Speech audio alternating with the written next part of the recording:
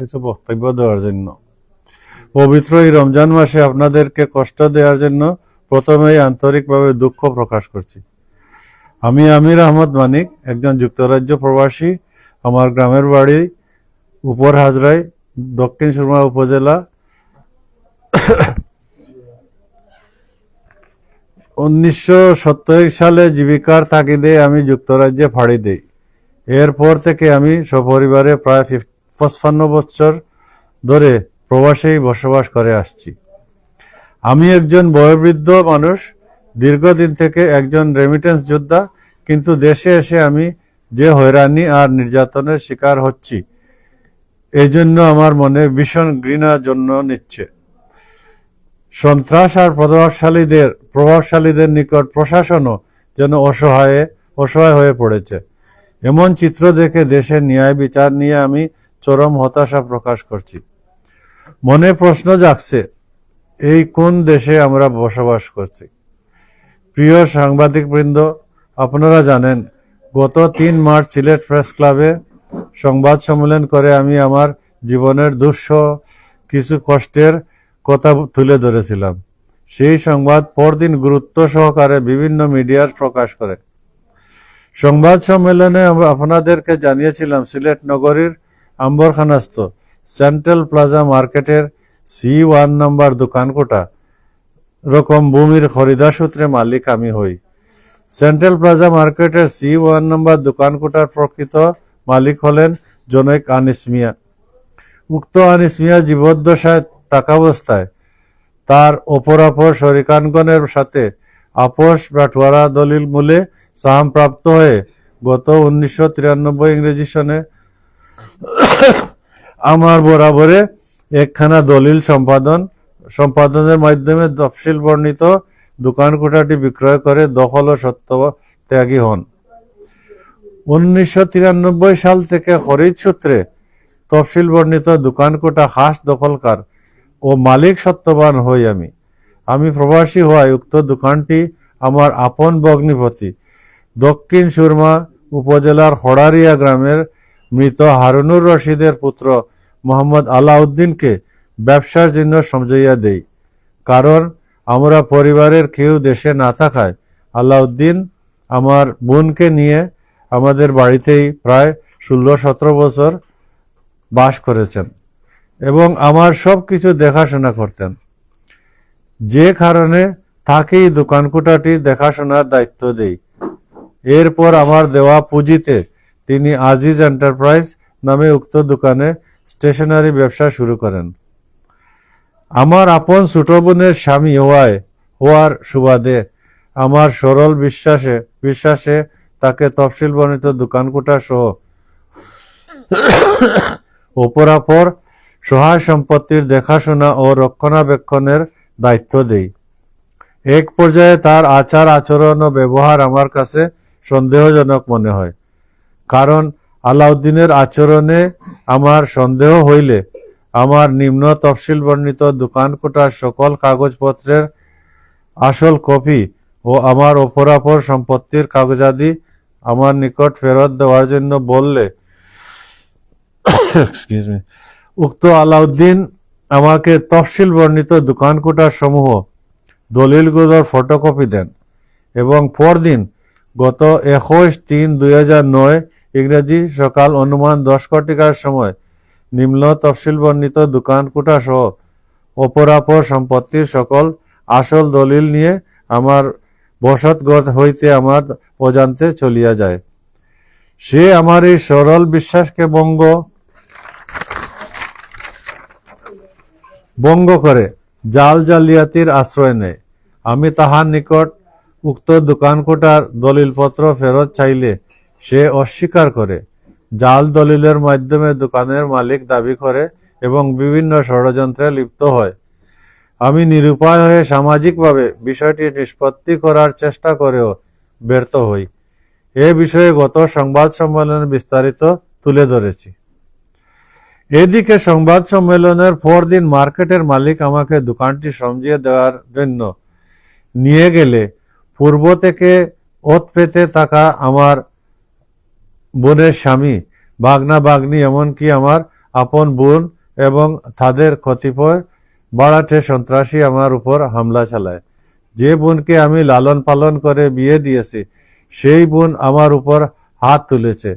এর চেয়ে কষ্টের আর কি হতে পারে? এ সময় সেন্ট্রাল প্লাজা মার্কেটের কমিটির সভাপতি ও সাধারণ সম্পাদক ঘটনাস্থলে এসে দখলবাজদের পক্ষে কথা বলেন। এতে আমি আশ্চর্য হয়েছি, তাই তাদের ভূমিকা আমার নিকট রহস্যজনক মনে হয়েছে। এছাড়া আম্বরখানা বাজার ব্যবসায়ী সমিতির নেতৃবৃন্দের নিকট বিষয়টি নিয়ে আমি বারবার গিয়েছি, কিন্তু তারা কোনো পাত্তা দেননি। বিষয়টি পারিবারিক বলে উড়িয়ে দিয়েছেন। ঘটনার এক পর্যায়ে একদল পুলিশ ঘটনাস্থলে এসে কোনো কিছু না বুঝে আমাকে আটক করে নিয়ে যায় এবং আদালতে হাজির করে। আদালত আমাকে জেল হাজতে পাঠান এবং পরদিন আমি জামিনে বের হয়ে আসি। এভাবে তারা মিথ্যা মামলা দিয়ে আমাকে আগেও জেল খাটিয়েছে। আমি একজন প্রবাসী ও অসুস্থ মানুষকে এভাবে হয়রানি করার কোনো কারণ খুঁজে পাচ্ছি না। সম্পত্তি ক্রয় করে প্রবাসীরা যদি এভাবে হয়রানির শিকার হন, তবে ভবিষ্যতে এদেশ থেকে মুখ ফিরিয়ে নিতে পারি আমরা। প্রবাসীদের নিরাপত্তা দিতে না পারলে প্রশাসনের ব্যর্থতা আর গাফিলতার বিষয়টি পরিষ্কার হয়ে উঠবে। আমার অপরাধটা কি? আমি তো কারো সম্পত্তি আত্মসাৎ করতে যাইনি। আমি আমার নিজের সম্পত্তি দখলবাজদের কবল থেকে উদ্ধার করতে গিয়েছিলাম, যেখানে প্রশাসন আমাকে সহযোগিতা করার কথা, সেখানে উল্টো আমাকে গ্রেফতার করে নিয়ে যায়। এ যেন এক হীরক রাজার দেশে বাস করছি আমরা। পুলিশের এমন আচরণে আমি চরমভাবে ক্ষোভ ও নিন্দা প্রকাশ করছি। আমি বিশ্বাস করি 5 আগস্টের পর পুলিশের ভাবমূর্তি ফিরে এসেছে। তাই সিলেট মেট্রোপলিটন পুলিশের মাননীয় কমিশনার, মাননীয় উপকমিশনার, উত্তর ও দক্ষিণ সহ পুলিশের ঊর্ধ্বতন মহল আমার এই বিষয়টি গুরুত্ব সহকারে দেখবেন। আমার দোকান কোঠাটি উদ্ধার করে আমাকে ফিরিয়ে দেবেন তারা। আমি একই সাথে সিলেটের 2 জন মাননীয় মন্ত্রী ও মান্যবর জেলা প্রশাসক মহোদয়ের নিকট কোর্ট জুড়ে চাইব আপনারা আমার পাশে থাকবেন, অবৈধভাবে দখলকৃত দোকান কোঠাটি উদ্ধার করে প্রবাসীদের সহযোগিতা করবেন। আপনারা চাইলেই সব সম্ভব হবে বলে আমি বিশ্বাস করি। প্লিজ আপনারা আমার আহ্বানে সাড়া দিন, আমাকে আমার হক ফিরিয়ে দিন। আমি পুরো সিলেটবাসীর নিকট সহযোগিতা চাচ্ছি, আপনারাও আমার পাশে এসে দাঁড়ান, ন্যায়ের পক্ষে থাকুন। সবশেষে অবৈধ দখলবাজদের বিরুদ্ধে প্রশাসন দ্রুত ব্যবস্থা নেবেন এই প্রত্যাশা করছি। I've got a few lines in English. It's very important. My sister said on national TV that I have murdered my brother, which is a very serious allegation. And sister is trying to defame me at any opportunity. I was present when my sister and brother passed away in a hospital. No one has the right to spread malicious lies and defame another.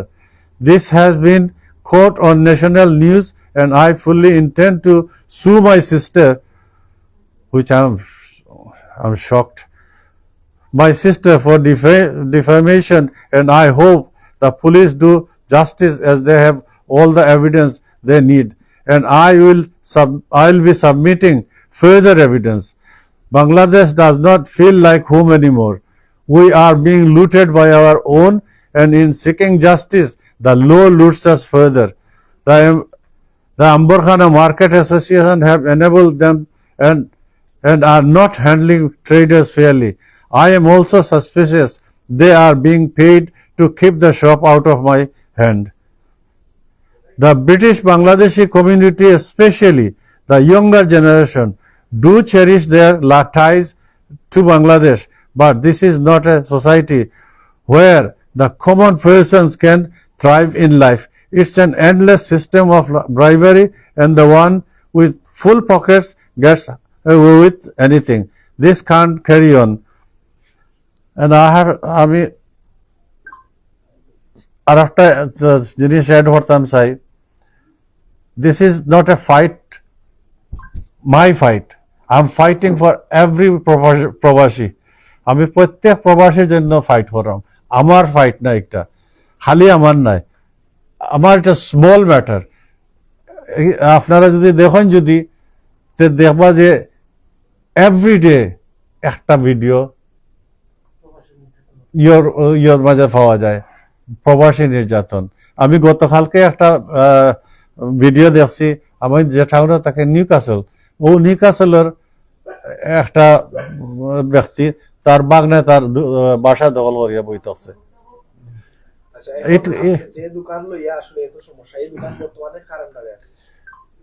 This is another problem.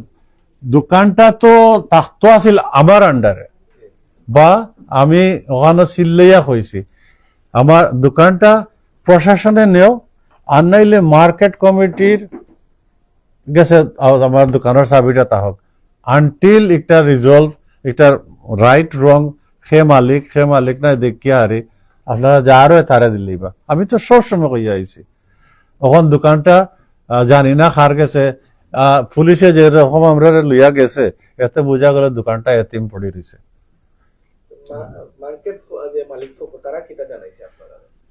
তারা তো আমার বক্তব্য হইয়া গেছে, তারা এত একটা ভূমিকা নিছে, এটা আনএক্সেপ্টেবল। যে জায়গা প্রশাসনের খোর, যে চাবি আপনারা মার্কেটের কমিটিয়ে আর না হয় জমিদারে গোছ, ও জায়গা তারা হয় ডাকাতির মামলা হইব, তারা একটা কই ফাইল, তারা প্রশাসনরেও তারা কিতা বিশ্বাস করে নানি।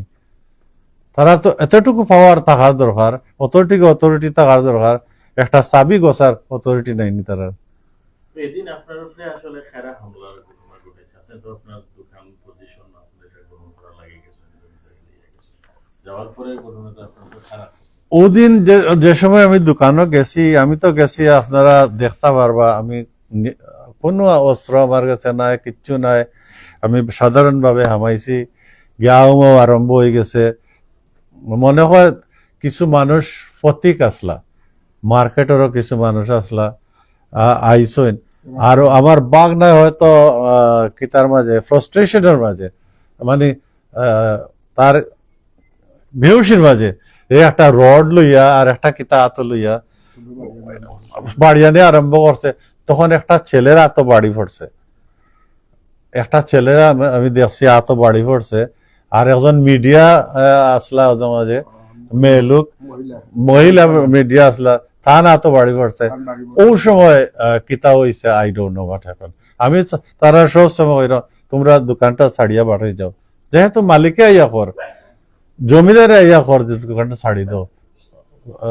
এর মাঝে উত্তেজনা আরম্ভ হয়েছে। গভর্নমেন্টের কাছে, যে গভর্নমেন্টের কাছে, অথচ আমরা যারা অভিভাবক আছেন, মন্ত্রী আছেন, আমরা সিলেট তখন 2 জন মন্ত্রী আছেন,